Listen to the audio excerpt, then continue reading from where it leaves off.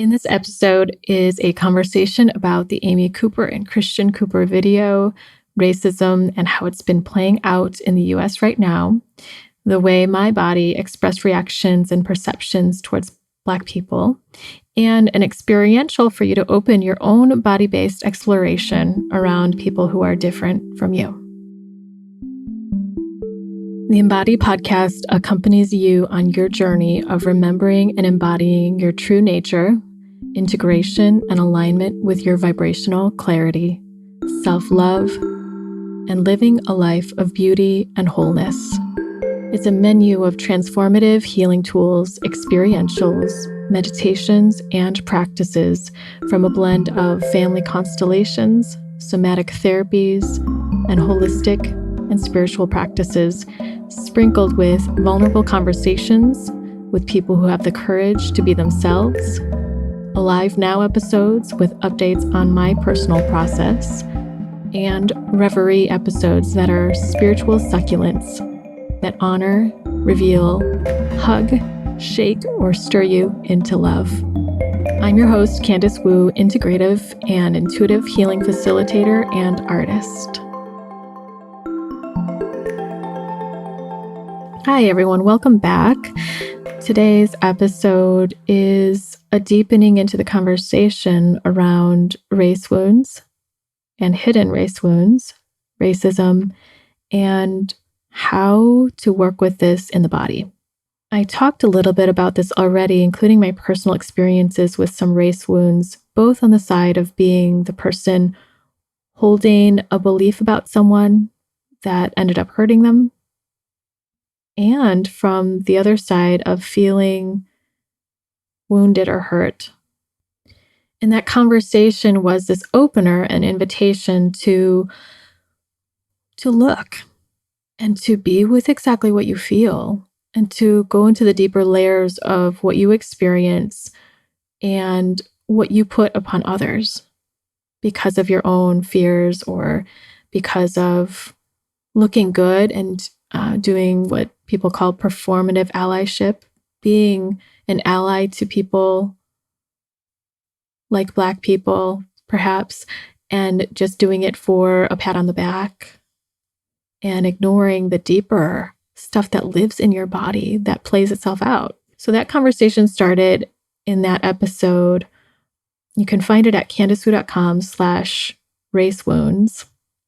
It's your body that holds reactions and unconscious sentiments towards others that contribute to racism. And no matter who you are, if you're Black, brown, white, yellow, every color or tone, skin tone in between, going deeper into the dynamics of what's going on systemically means looking at your own body's reactions. And along with any other actions that your heart feels called to take, if that's protesting, if that's speaking up, if that's donating money to organizations that are supporting Black people or those that you feel you want to support, I suggest holding space for what's held in your own body and digesting it. If you don't involve your own body in healing racism or in your anti-racism efforts, it has a risk. Your support of Black Lives Matter or any other race movement, it has a risk of being only performative and not going deep enough, or perpetuating the same underlying dynamics that you intend to shift, that you intend to be different.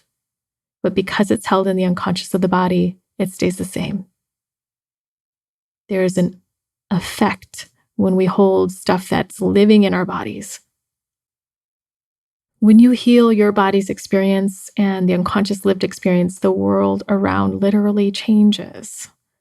So I encourage you to build your own ability to respond to your own reactions and to respond in the world instead of react. This is your responsibility. And this is inner freedom. Inner freedom supports freedom for all. I promised I'd talk a little bit about Amy Cooper and Christian Cooper. And I think that's a great opening for this experiential that I want to offer today. So if you haven't seen the video with Amy Cooper and Christian Cooper, It might be interesting to look at that.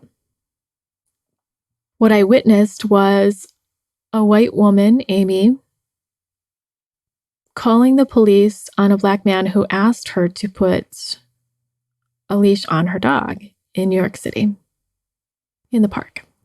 And he was calm. And anyway, I'm not going to describe all of it. You can watch it. It's a short clip. But what I want to highlight today first is how extremely calm the Black man was, Christian. I'm amazed. Even I don't know if I would be able to handle it like that. And then secondly, how Amy, and I kind of want to say just the white woman, because this can apply to anybody. And it's really not about her personally. It can apply to me. Her reaction, I see, is because of trauma that maybe she doesn't know about. Her body flared up so much, and I can't assume what she felt, but I can see that her body was escalating and activated, and her nervous system seemed to go haywire. She was yelling in a sort of uncontrolled way. And she weaponized calling the police against this man where it was totally not called for in that situation. And that's similar to what's happening with police officers. They're scared and they have a knee-jerk reaction, or there's something else going on in this dynamic of their own lives, and it's being taken out on a certain group of people, Black people in particular, but people of other races experience this too. So I don't want to exclude, but I do want to be sensitive, because right now is a strong time for listening and holding space for Black folks' experience. The space that hasn't been had and truly been acknowledging enough. And we would know that because it wouldn't exist if the society could hold enough space to honor, respect, and stand behind all people, especially Black people. So this woman had this trauma response. And this is not to excuse what she did, it's just to say that I think that's going on for a lot of people in the world and in the United States, that even with, and now I'm not speaking about this woman, but in general, even with the best of intentions, we can still be holding these hidden pieces of ourselves that will have a threat response, a trauma response, given an experience with someone of another race in a particular circumstance, where that might not be proportionate to what's actually happening. And because this has happened for so long and repeated itself over and over and over in many ways in this country of the United States, and perhaps in other countries, it has become a place where we're on autopilot. We are numb. And these protests are waking many people up. So in this experiential today, I invite you to get curious about what it is that happens in your body, and to be honest with yourself to see and feel what you feel,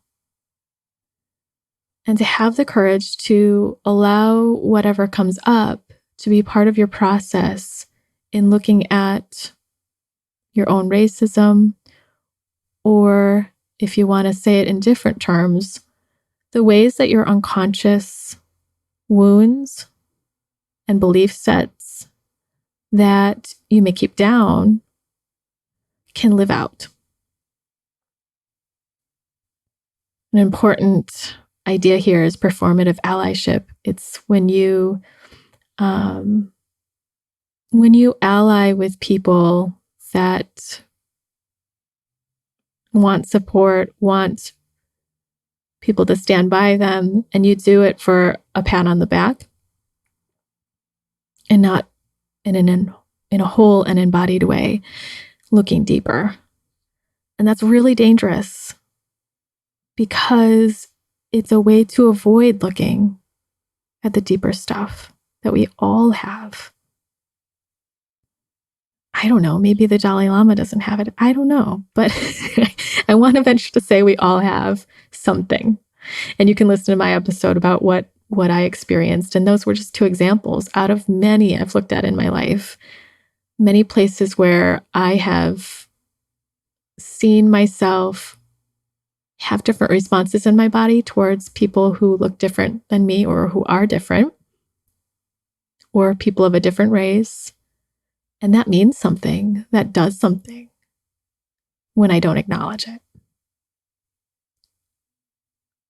So it's important to know what's there and just own it and be honest with yourself to do so, and to look at how that affects your interactions. It's not a time to put blame on yourself, but to be gentle so that you can look. It's not a time to shame yourself, even though you may feel shame. So I'm talking to everyone, including myself. I'm not just talking to white people. How we feel in our bodies when we see a person of another race or of another whatever, we perceive them as different. We have a reaction in our bodies. It may be one of welcoming and warmth.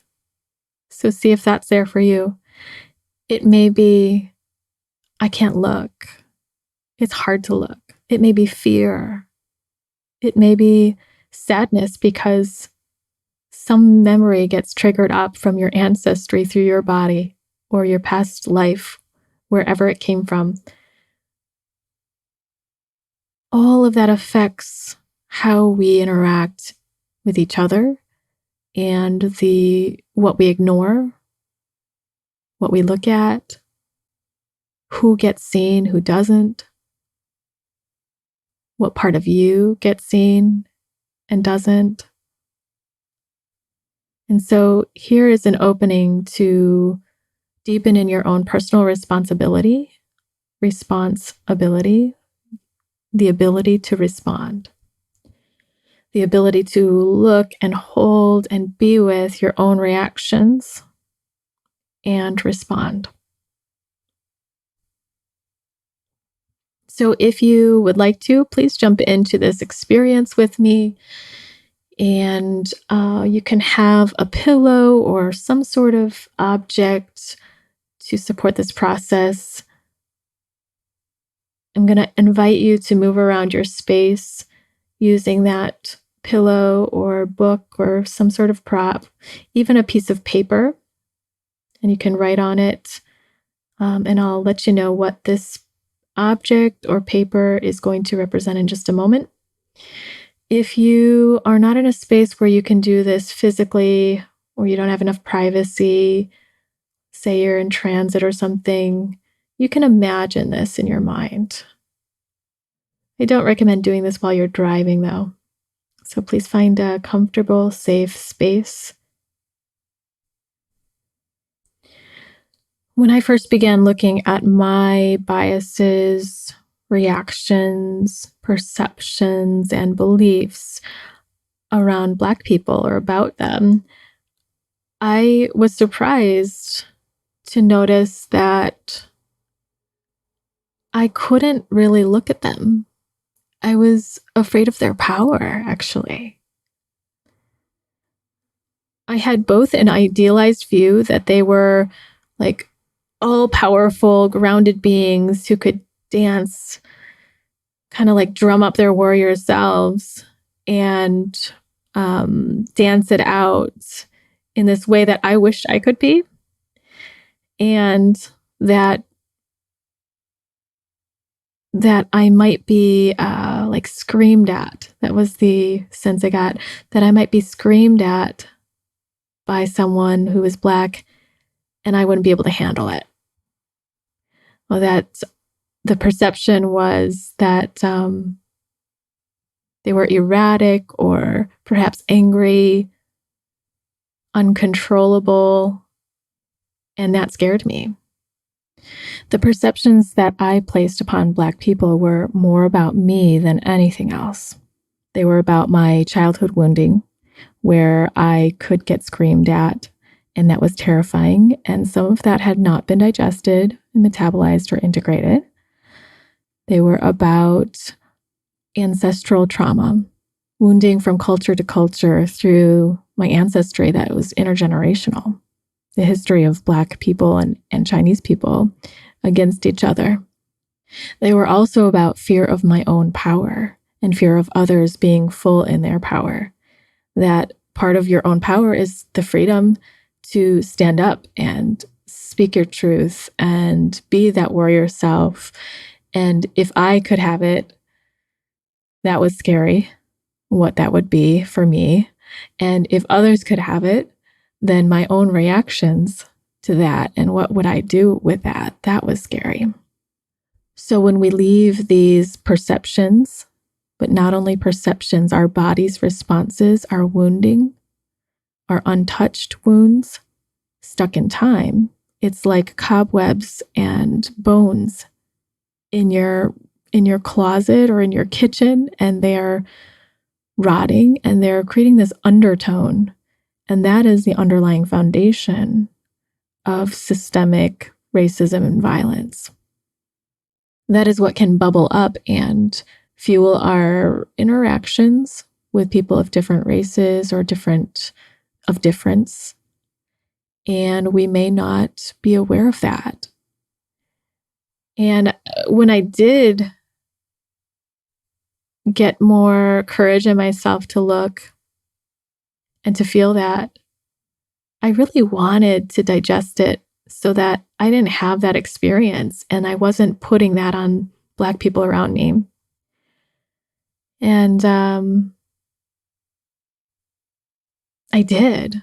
I felt like a whole shift, because when I would imagine looking at a Black person, or when I was actually in front of a Black person, and I'm not saying all Black people, I'm saying ones that I don't know, or certain ones that maybe they dressed differently than white people or Asian people around me, or they had a certain kind of attitude that I wasn't used to. And I don't mean a bad attitude. I mean, like, they're sassy in a certain way. I couldn't look at them. I would like slink away or turn away. And I didn't even notice that response until I did. And so the experiential that I want to offer today is one of that kind of practice, to get to know, if you haven't already, some of those reactions that you may have. And if you already know your reactions, it's a chance to test it out, comb through it, and see what's here for you today. So what I'd invite you to do is take a pillow or some sort of object to use as a prop.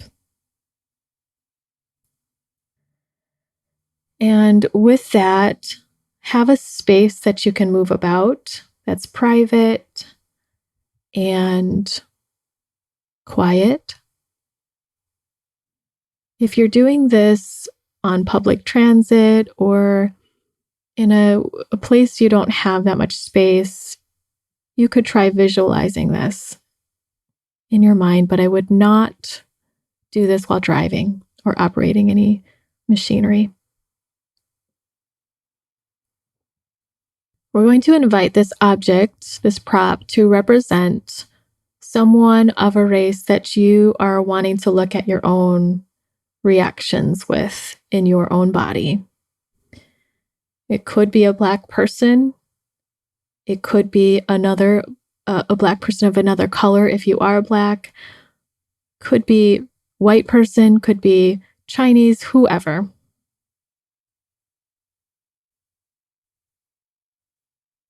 Just choosing one for now. And you can do this with any other kind of person or a person with difference, like a different ability, size, accent or language, different sexuality. This can be applied to anything.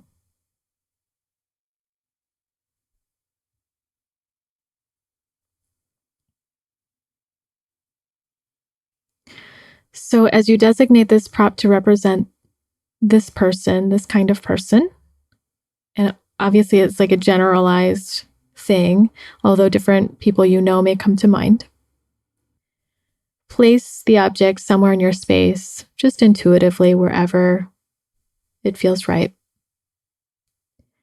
And allow yourself to stand in this space interacting with this person. Imagine this person. Notice where you stand and how close or far away, and allow your body to move around until you find a place where your body goes.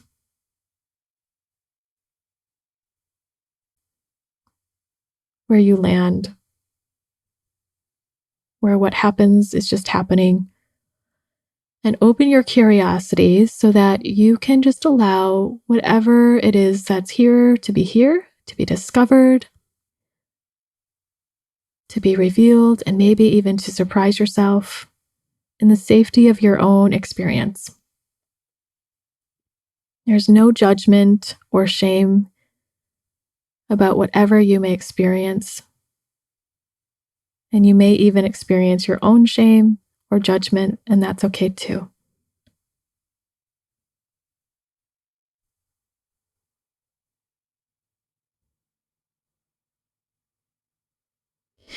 Now feel and begin to witness what emotions and sensations you have inside your body as you're aware of this person. Become aware of where your eyes are looking, where they can look, or where they cannot.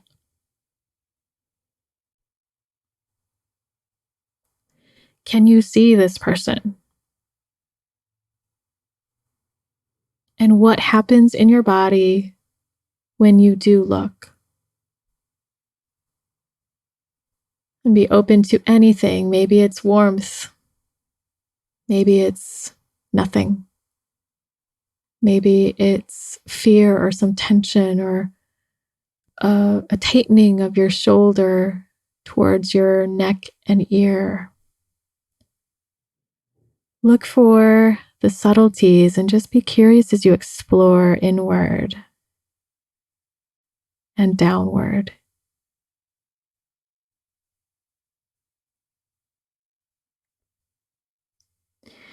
And whatever distance you're at, notice if you go closer just a bit or farther just a bit, what begins to happen there inside your own body.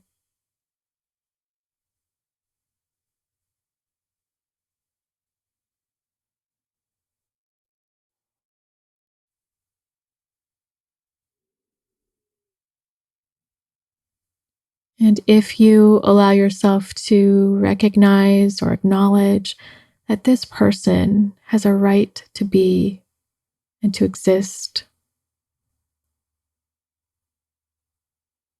what happens in you?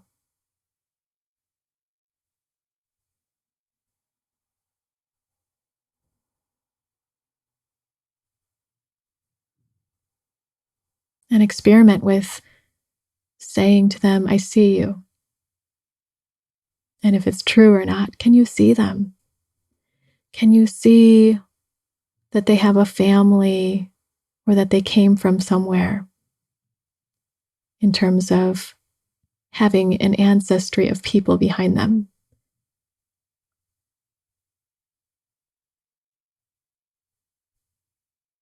Can you see that they may have desires or dreams and honor that?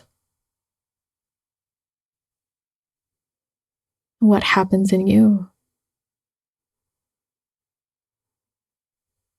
Can you see if they have wounds or that they have wounds? Are you open to seeing that?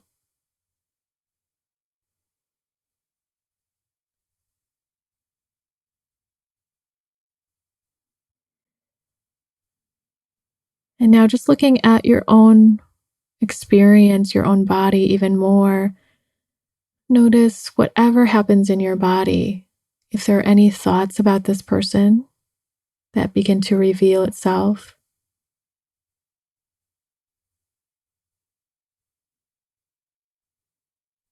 any fears,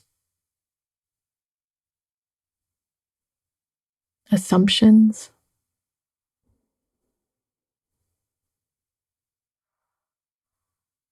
And these assumptions don't have to even be bad,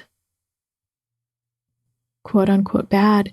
They might just be any assumption that you don't know has an unintended consequence. For example, thinking an Asian person is smart. That's an assumption, and that can have an undesired effect.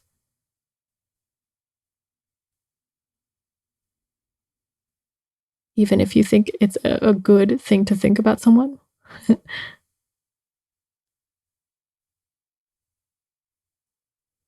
And just notice what there is here. Again, in your body, all the way down to your toes.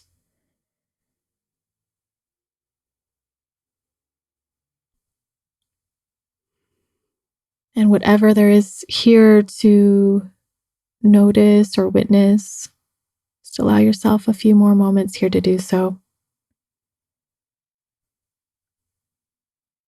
And experiment with this dynamic as much or as little as you want, moving closer, farther, standing next to, standing behind, seeing their ancestry, letting them see you.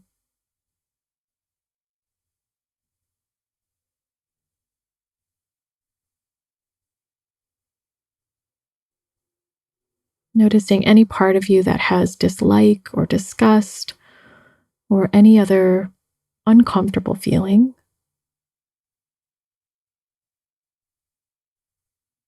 And let yourself investigate that by just being with it.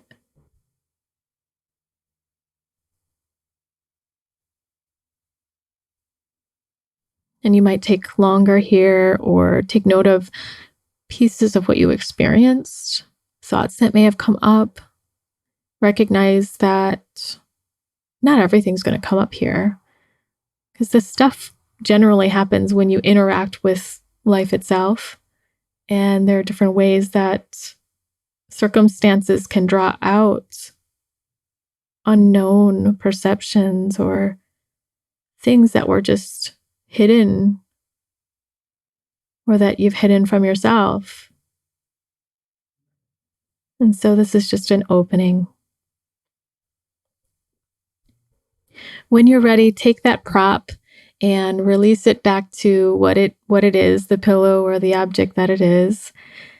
And check in with yourself again. Notice how you're feeling in your body, anything that's happening for you.